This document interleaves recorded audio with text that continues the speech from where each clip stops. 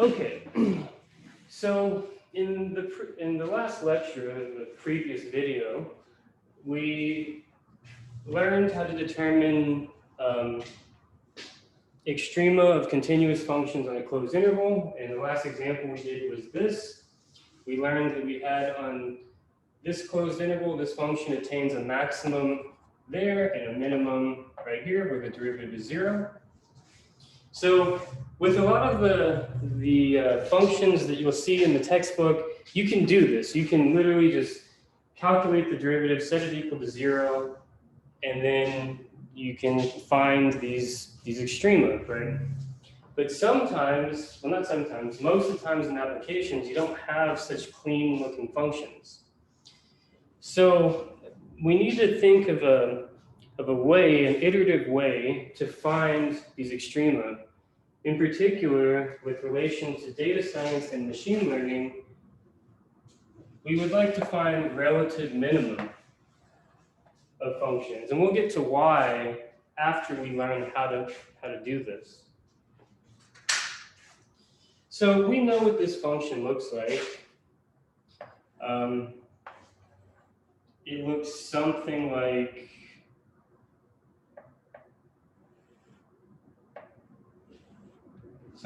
that, some parabola, right?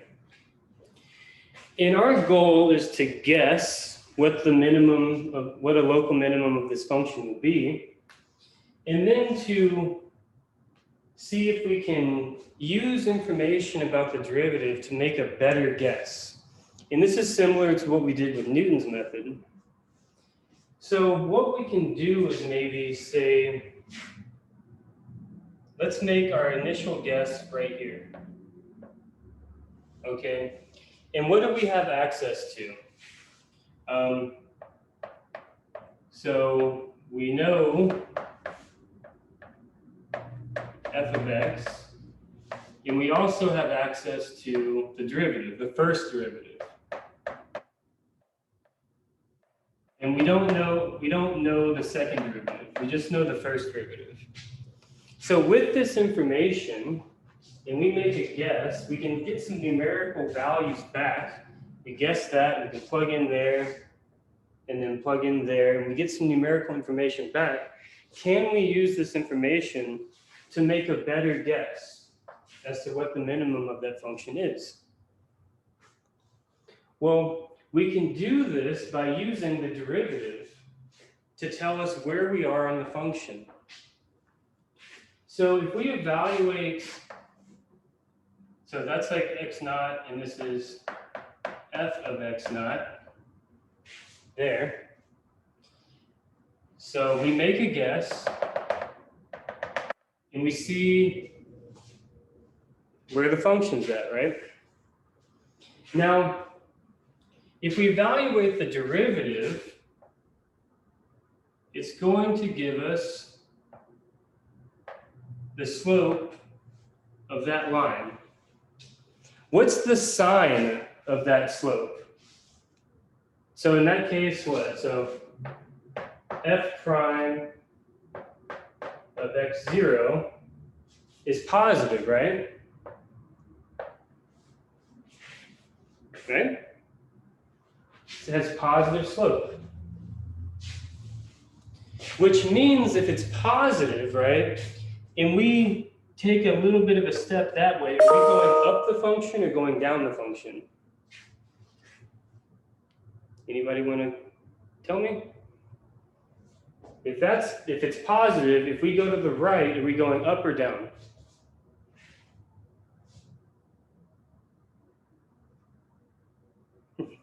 We're going up, right? If the slope of the tangent line is positive, that means that the tangent line is pointing up, and if we go to the right, we're going to nudge a little bit up, right? But we're trying to find a minimum. We don't want to go up the function, we want to go down the function, right? If we want to find the minimum. So we know that if the derivative is positive, we need to go to the left. Does that make sense? So we know we need to go that way because the derivative is positive. But how far do we go, right? We could go there, we could go there. We just know that we're going this way somehow, right? Now, one way of trying to figure out how far we can go should be maybe into relation to how steep that line is, right? Like what's the numeric value of the derivative, right? So for example, if we were like here, right? That numeric value is less than this numeric value, right? So we don't want to jump too far that way because we're close to the bottom. We're close to finding that local minimum or local extrema, right?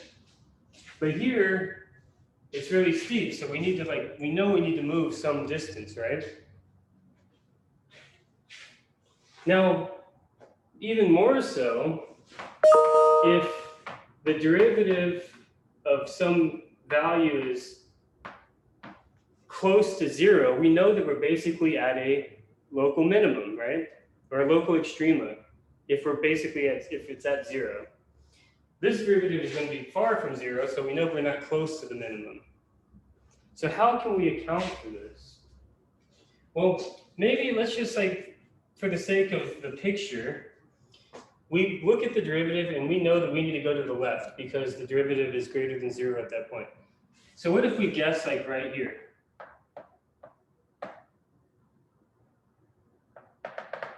So this would be f guessed at x1. So this is our new guess, right? So what's the sign of the derivative here? So what's the slope of that tangent line? Is it positive or negative? It's negative. Negative, right? Which means that if we go to the right, we're going downhill, which is what we want, right? We always want to go down. That's the name of the game for finding a relative minimum. So we know we need to go this way, right? So what if we guess right here? So what if we guess right there is x2? The slope of the tangent line there is that, right? Now, f prime at x2, that's really close to 0, right? Look at the slope of that thing. So we could just stop and say that f at x2 is close enough. Right? If the derivative at that point is basically 0, then we more or less got the minimum of that function. So how can we move back and forth like this, right? Yeah, we can evaluate the derivative and then pick some random value over there. But it would be better if we could have some formula to iterate this process for us and program it into a computer. So the way that we can do this is with what's called gradient descent.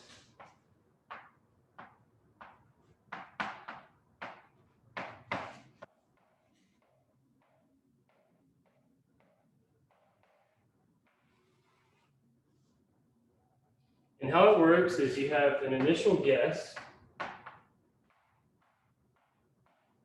as to what the minimum is of that function, and then you update according to the following rule. Your new guess is going to be equal to your old guess minus alpha times the derivative at your old guess. And then alpha is typically some number contained in the open interval 0, 1. That's often called your step length.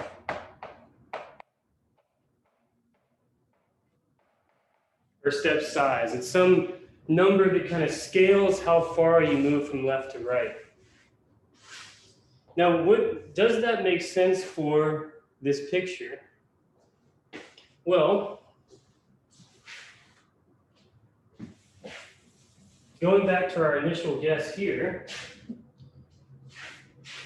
so we would say that x1 is equal to x0 minus some number in the interval 0, 1 times the derivative of the function at our initial guess. Does this make sense? Well, we're here, right? The derivative is positive, right? So minus a positive, we'd start here and then subtract off some value and we'd end up over here somewhere. Right there, maybe. And then x2 is equal to x1 minus some step length times the derivative at x1. Does that make sense? Well, at x1, the derivative was negative. So x1 minus a negative is positive. So we would actually step to the right in that case. So the minus ensures we're always going in the downhill direction on the function. We're always going down the hill, which is what we need to eventually find some relative minimum. And we can do this until either we're stepping around something a bunch of times, or we can stop when we get a guess that's, if we evaluate the derivative, that guess is basically 0, then we can stop there. Okay.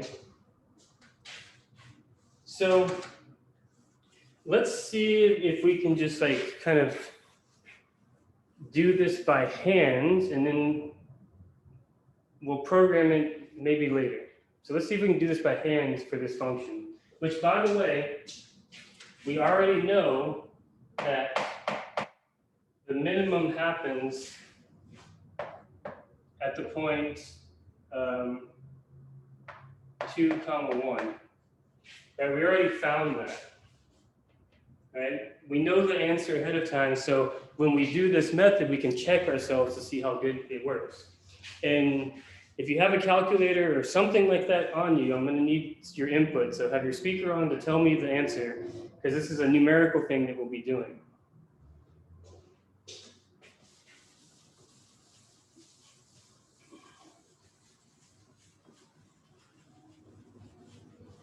So somebody pull out a calculator if you can. All right, so there's our function, and then here is our derivative. Okay, and I'm gonna guess 4 is our first initial guess.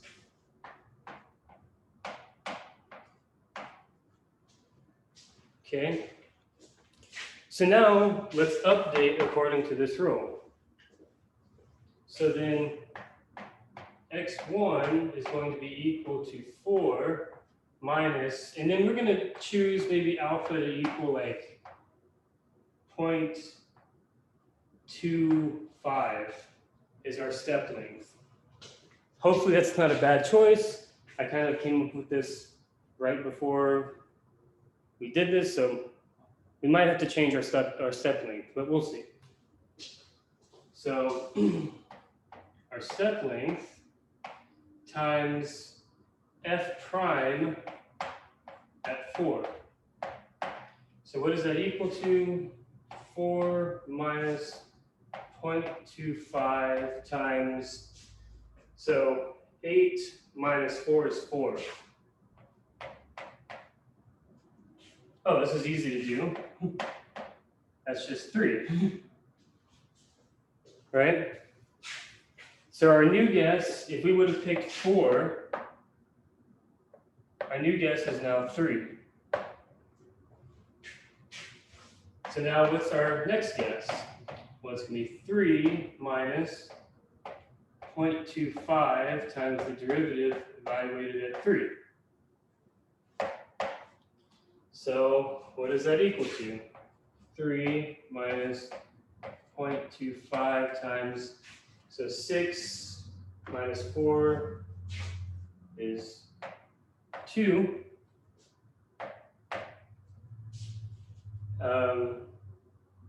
So what is this? So 3 minus a half. So 2.5. Hopefully I did that right in my head. So now we're right there. So see what's happening?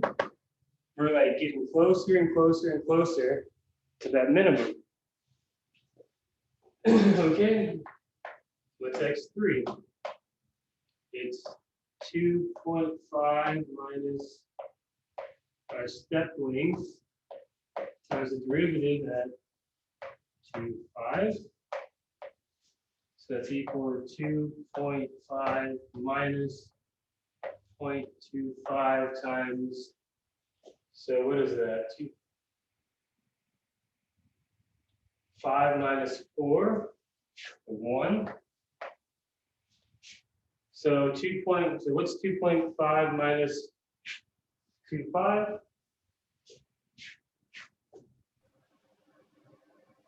2.5. 2.25, right? Yeah. So now we're at 2.25. By the way, okay, let's just keep on going one more time.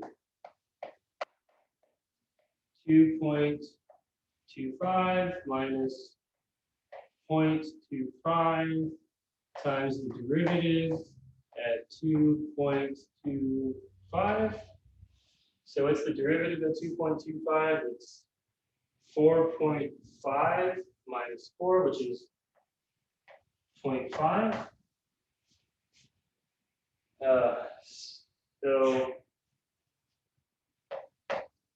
So we have 2.25 minus 0.25 times 0.5. So what is that?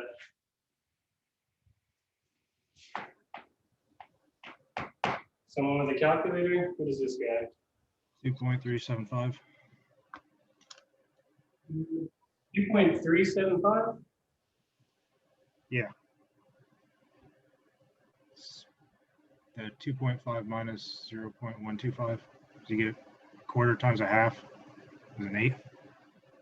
Oh, maybe I did that wrong. 2.125. Yeah, you're right. Yeah. Do you know how I knew that that was off? I knew it was off because our previous guess was this. Yeah. And I knew that we're getting smaller. So let's just pause for a moment. What's the derivative evaluated at that? What's f prime of 2.125? So it's twice of that minus 4.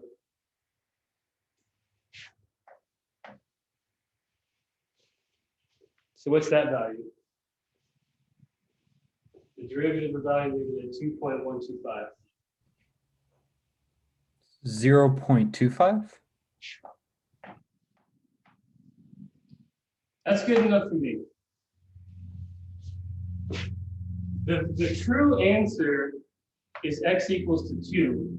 And here we are at 2.125. If we did this another time, we'd be closer to 2. We'd be closer to 2. Because I'm doing it by hand, I'd stop. But if I wrote this as a program, I'd maybe do it a few more times. So do you see how this is working to find the minimum? Okay. So that is the idea behind gradient descent. Right here. You make a guess and you use the derivative and go in the opposite direction of the derivative, meaning that you're always going downhill. Now, why would this be useful for data scientists? Well, I think the best way to illustrate this is with an example.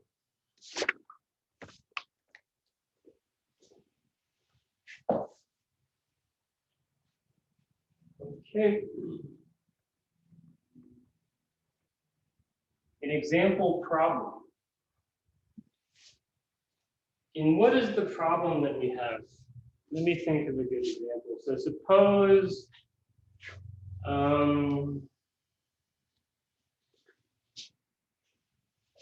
we have some information.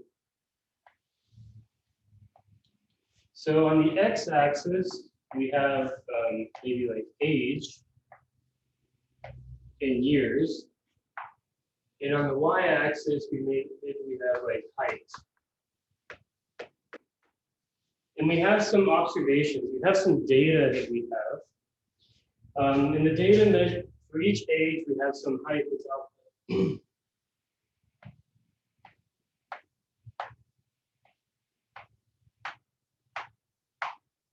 Okay, and the data looks like this.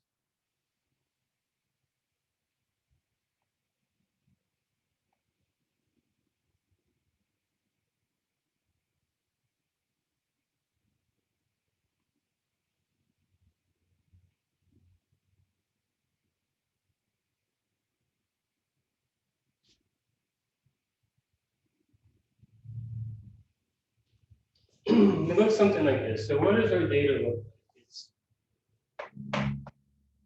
the set of data, so 1, 0.5. Yeah. And then 2, 1, and then 2, 1.7 maybe, and then 3, 3.5.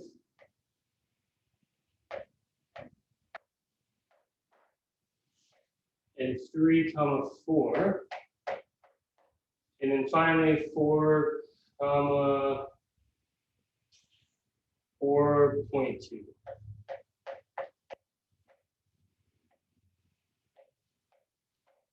And I understand that these might not be realistic age versus height, but it's just a sample data set to motivate the problem. So age is some like continuous value, right? Like you're not just like 1 or 2, you could be like 1.5 years old, you could be 1.37 years old. Age is some continuous value, and so is height, right? Height varies by millimeters and by inches, right?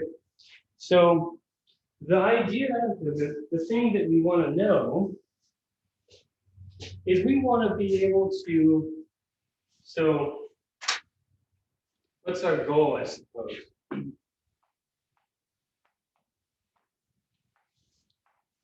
Use the data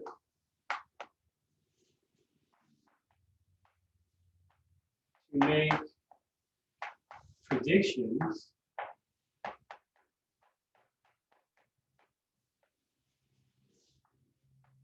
on unseen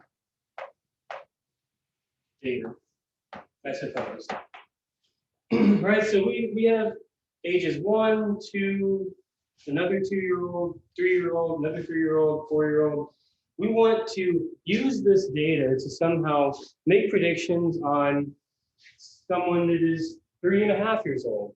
How tall will they be? If someone is maybe 5 feet tall, how tall will they be? 5 years old, how tall will they be? Right? So we want to use this data to somehow make that prediction.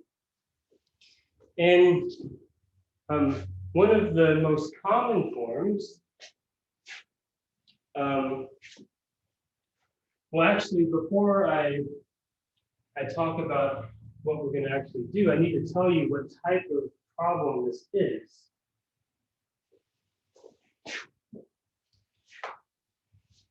So this specific problem, so if we have measurements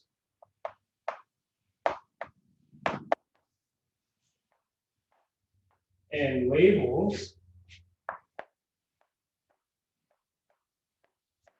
for these values,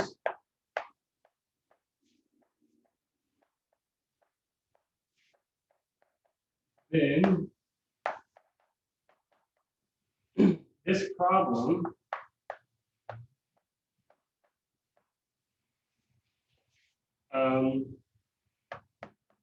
is considered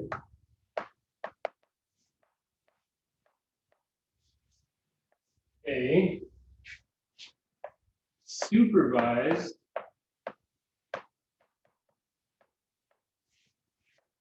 learning problem.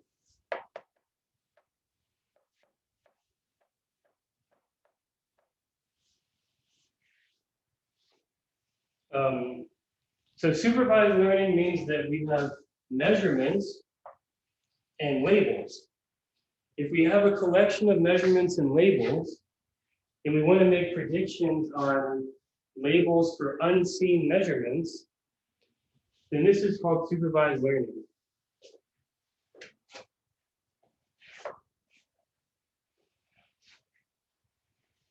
And this is a topic in machine learning.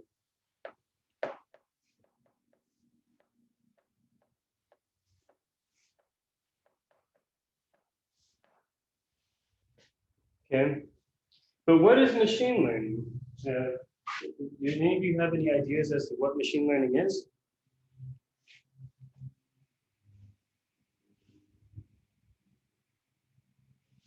Well,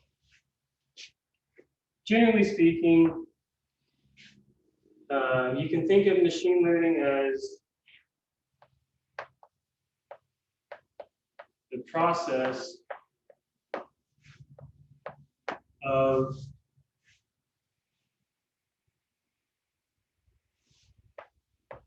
maybe using computers to fit models. And when I say fit models, I mean learn the parameters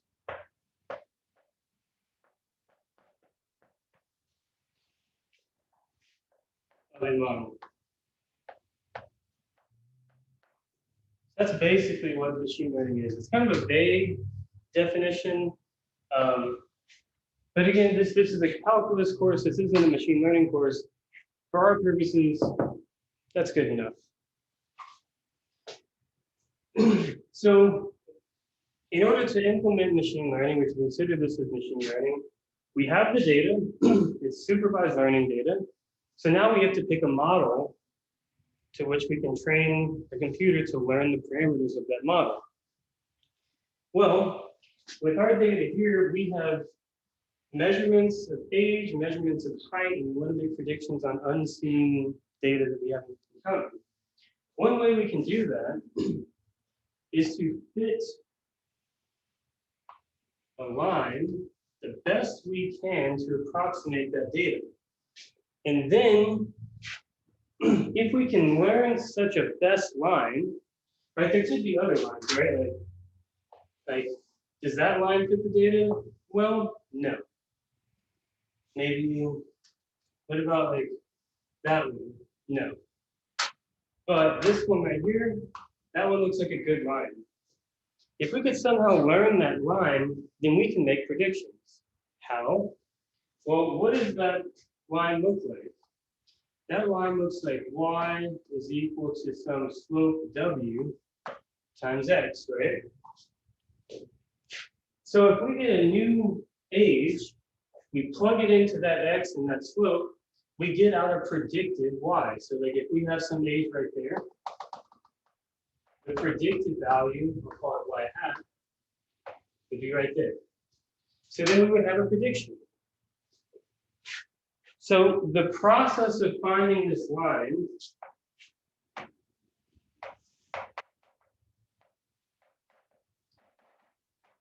we want to find this, we're going to do what's called linear regression. Linear regression involves real valued data, which our data is, and it's fitting the lines of the data the best we can. Okay. And at this point, you're probably wondering how gradient descent calculus can be applied to finding that line. Well, at first glance, it doesn't really look like we can use any derivatives. We don't even have a function, right? But we have to think about the model that we're dealing with. We want to find the line y equals w times x that best fits that data. So what is it that we need to find? What's the only thing that describes that line? The slope. The slope, w. And in machine learning, we can think of that w as the weight. So you weight the input and you get an output, okay? Now, the weight can vary from the yellow line to the blue line. It can vary all over the place. We need to find the best weight. That's the goal here. So how can we find that best weight using the data that we have? Well, we have to be clever. And by that, I mean, we're going to have to introduce something called a loss function. So because I'm going to need some space, I'm going to erase this board here as well and write the loss function right here.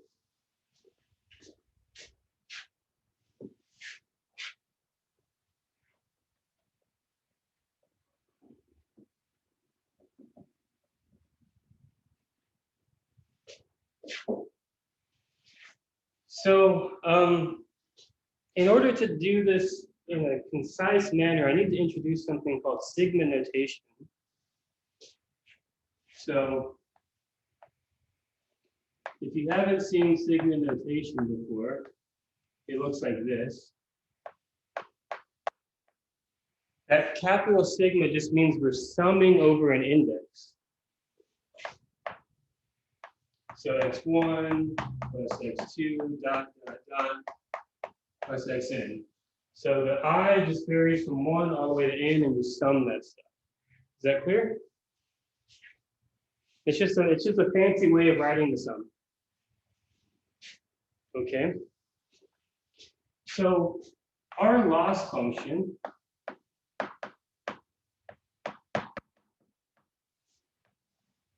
we're going to define as follows.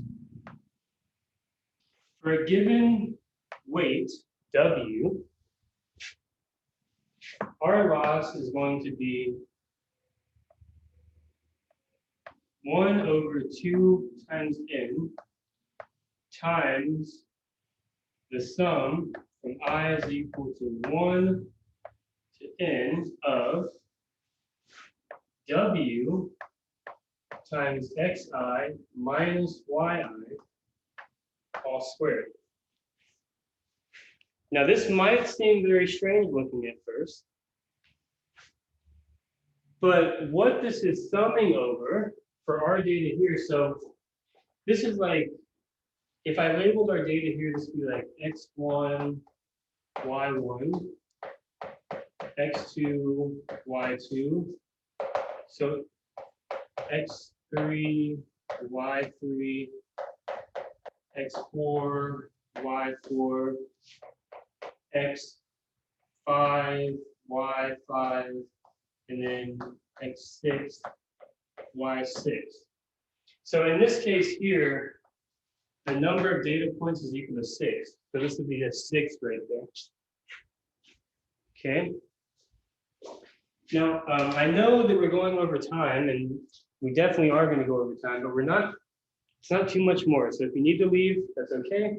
But if you can stick around, I think that you might enjoy the aha moment that happens here when applied to this problem. So what is really happening here? So with our data here, what are we doing?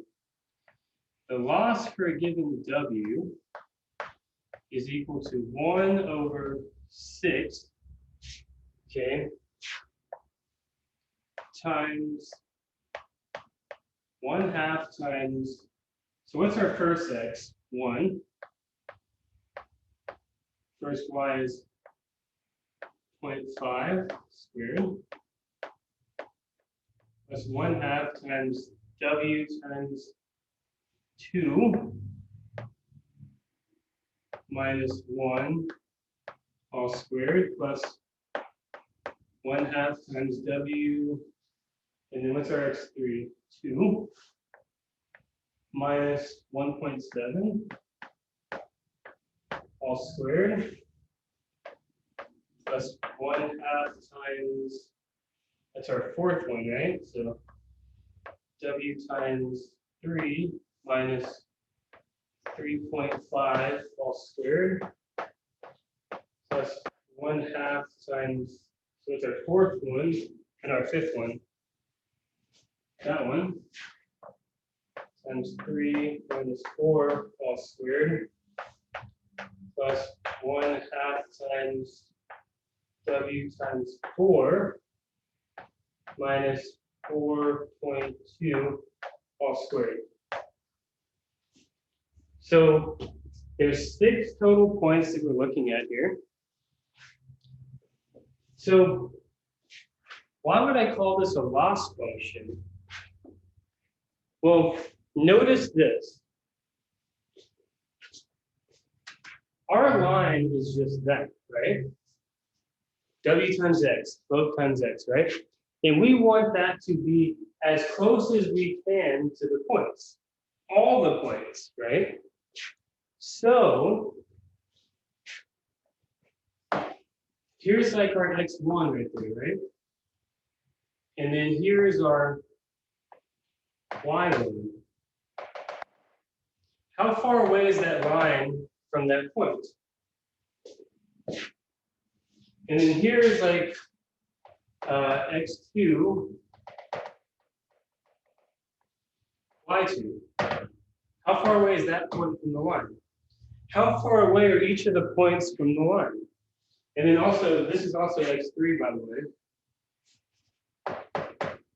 And then here's y3.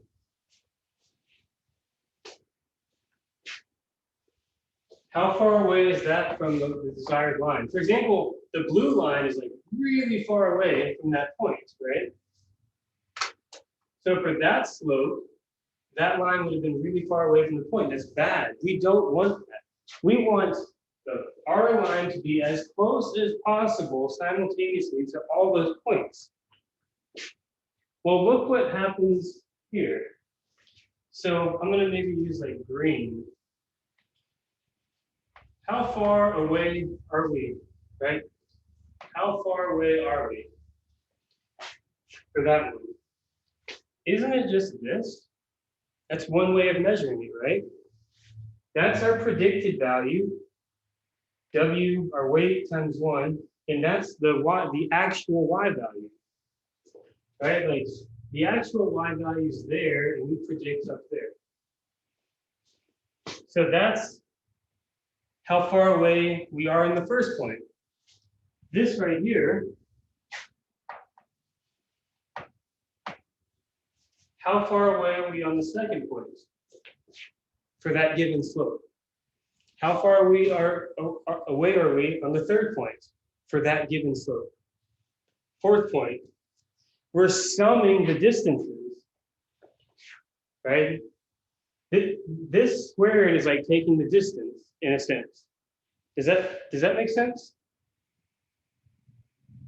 It's like how far away you are, distance is positive, so we square it. How far away are we? Distance is positive, so we square it. And then the 1/2 is there just to make things easy when we take the derivative, in a sense. And then here, this is like 1/n times that sum. When you sum things and then divide by the total number of the items that you sum, what does that give you? That gives you the average. When you divide by the total number of points, that gives you the average of all these values. So in a sense, you can think of this as like the average loss for a choice of W. That's what this loss is saying. If you pick a random W and stick it in there, you'll have a loss, and this is the average loss on each of those points. Does that make sense? This is our prediction, that's what it should be. That's our prediction, that's what it should be. That's our prediction, that's what it should be. So this is the average loss for each of these points. For the average loss for the collection of those points, not for each of them. I'm sorry. So now we have a model. Now we need to fit the model. And what does fitting mean? It means that we need to find the best W for this function.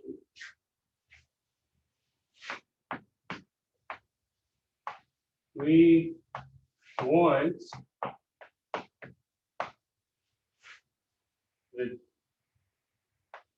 the W that minimizes that function.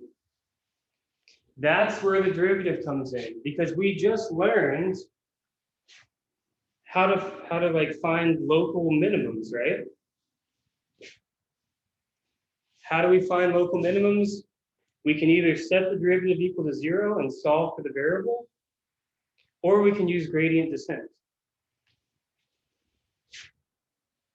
Okay, so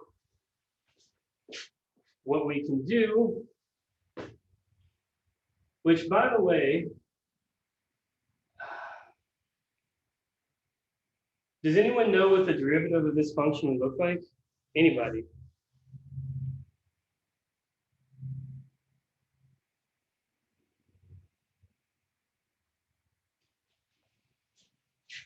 So the variable is W, right?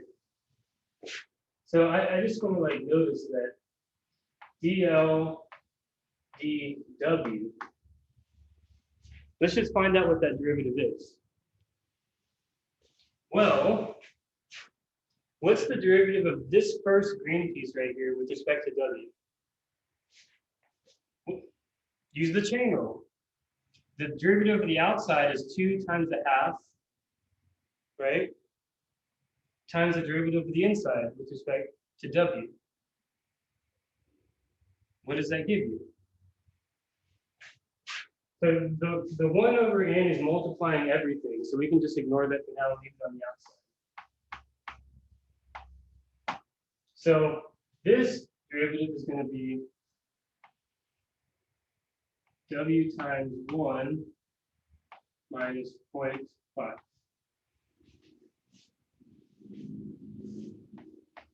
What's the derivative of this piece? Derivative of the outside is 2 times the half, this, times the derivative of the inside, which is just 2. We're taking the derivative with respect to W. So the derivative of the outside is just this.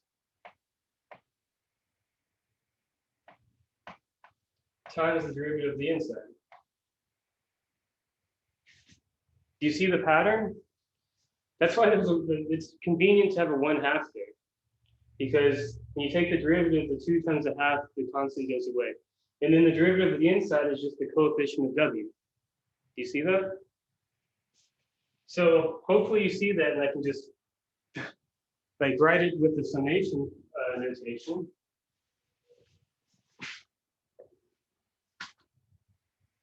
So this would be all the 1/2 get canceled out by the taking the derivative. So this would just be 1 over n times the sum of I is equal to 1 to n of the coefficient of W times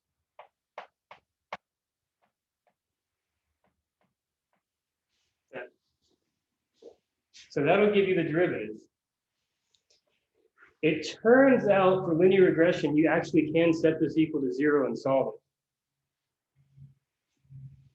So for the sake of time, I'm going to go ahead and just solve this for W equal to 0, for this whole thing equals 0, and then that'll give us our slope. And then as soon as I do that, that'll be more than enough for today, and then I'll just go ahead and do the iterative gradient descent way to do this in a bonus video, I guess. I should probably like rewrite this as 1 over n times the sum from I is equal to 1 n.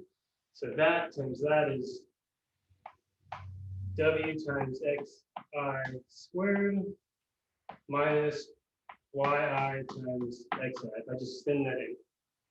But hopefully you all agree that this is the derivative, right? So now we have to set that equal to 0 and solve for w. And that'll give us a extreme value, right? And extreme values occur at local minimums. So 1 over n times the sum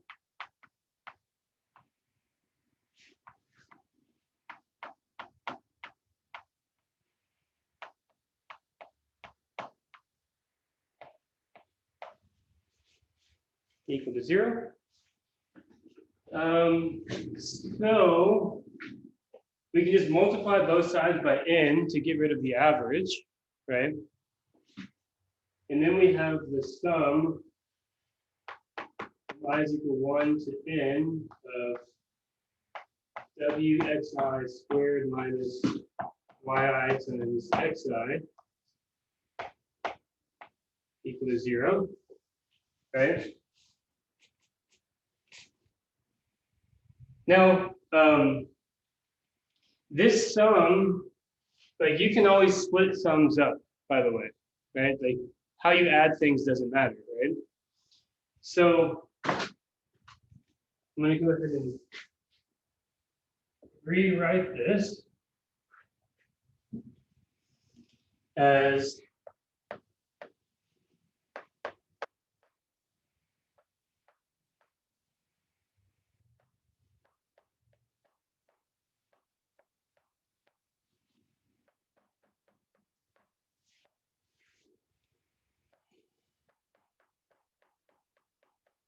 right? Like that's this, you can split sums up.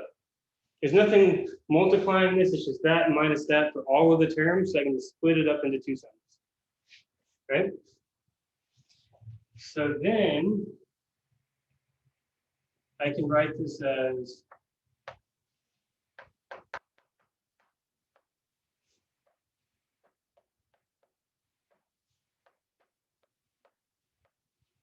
you can see how this sigma notation makes life a lot easier. It's like collecting that whole sum instead of having to write it all over the place.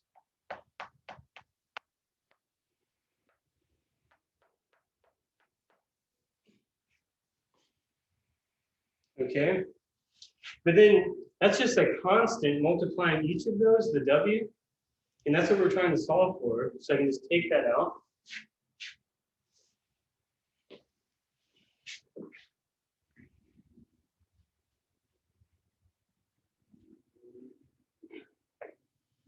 So then I get w times this sum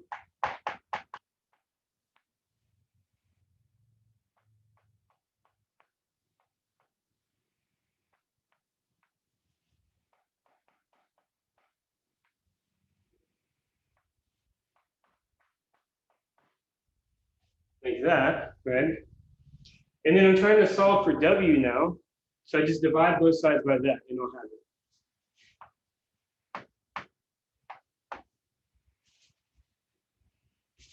I'll write it real big. So the left-hand side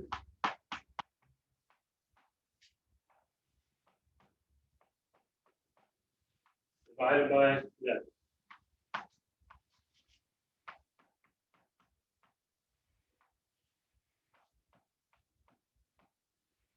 Ugh, so much work to get there, but we're done. So I guess we can, now that so what do? We found the derivative, we set it equal to 0, we solve for w. There's lots of sums, and that's why we use this notation, just to mean the sum from 1 to n, so we can just like move those around. And now we have a formula for w. So let's end today's lecture by finding out what that w is.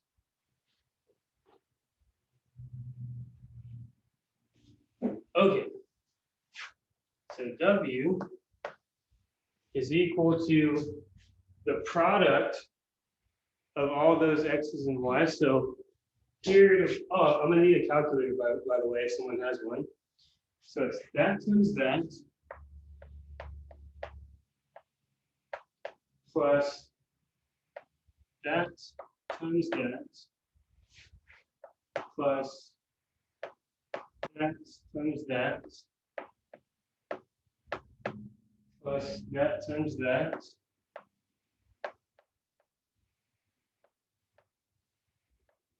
plus that times that plus that times that.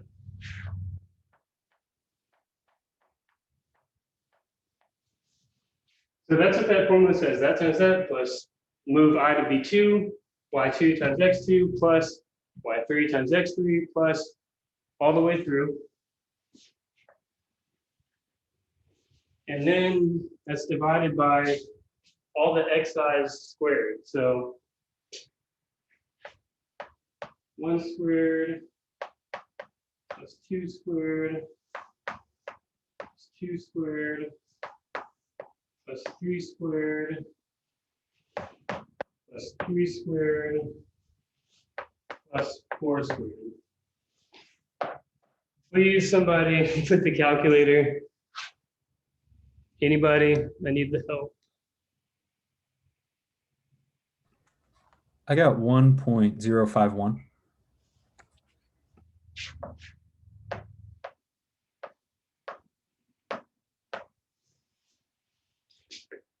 Okay. Last bit, and then we're done. So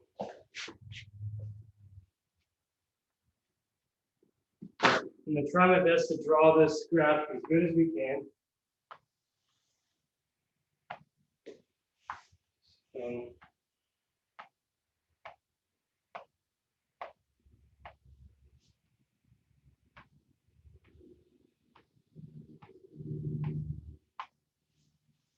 And then the points we have are 1, 5, 2 and 1,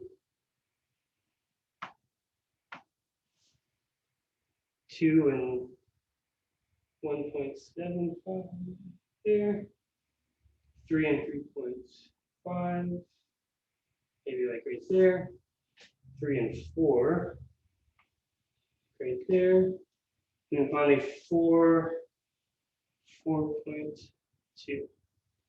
Okay, so our line that we found definitely goes through the origin. And then when x is equal to 1, our line is at 1.05. So it's like, it's a little bit above 1. So it's like there.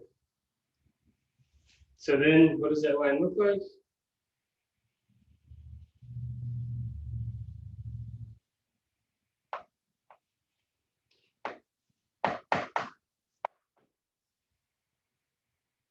That's pretty good, right?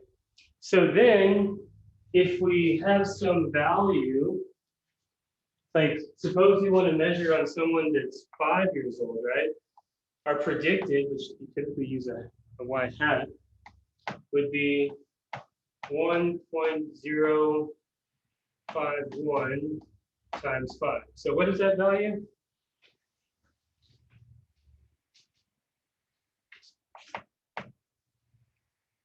Someone with a calculator?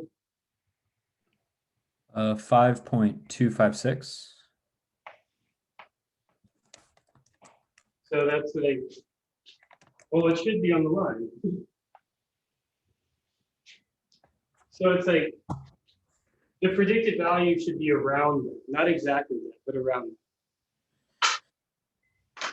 Okay, so in the next video lecture that I record, I'll show you how to do this without solving for it. It's actually, yes, we can solve for it, but it turns out in practice that it's easier to use gradient descent on this function. All right, so I'm going to stop the recording.